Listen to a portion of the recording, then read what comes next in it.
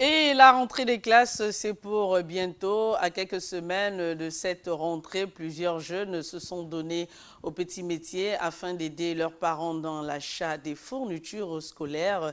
La découverte de ces enfants est signée Jean-Steve Ndoumbenini et Jean de Dieu Mamboundou. Nous sommes au PK7, dans le 3e arrondissement de Libreville. Cet endroit se singularise par la présence le long de la voie d'une forte concentration de menuiserie. Ici, le bois issu de la forêt gabonaise connaît son ultime phase de transformation. Quand le bois est arrivé, on peut décider qu'on va d'abord faire les meubles. Les meubles, c'est comme tu as vu ici. Après de ça, on dit, bon, comme le meuble est déjà beaucoup, il faut qu'on fabrique encore le salle à manger. Ou après le salle à manger, on dit, bon, voilà ce qu'on va fabriquer maintenant, c'est le salon. C'est comme le lit 14, le salon marocain et tout.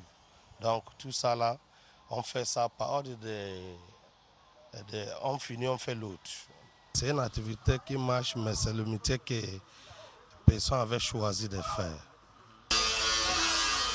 Le métier visiblement nourrit son homme. Cet adolescent semble l'avoir compris. Il se prénomme Jimmy. Élève dans un lycée à Lambaréné, il a mis son séjour librévillois à profit pour préparer son trousseau scolaire. Je suis ici, je pense les lits, les meubles et les salons. Je cherche à aider mes parents à payer mes fournitures pour la rentrée scolaire. Moïse, quant à lui, sera en 5e année dès la rentrée prochaine. Il est dans la même logique, celle de soutenir financièrement ses parents dans l'achat de fournitures scolaires.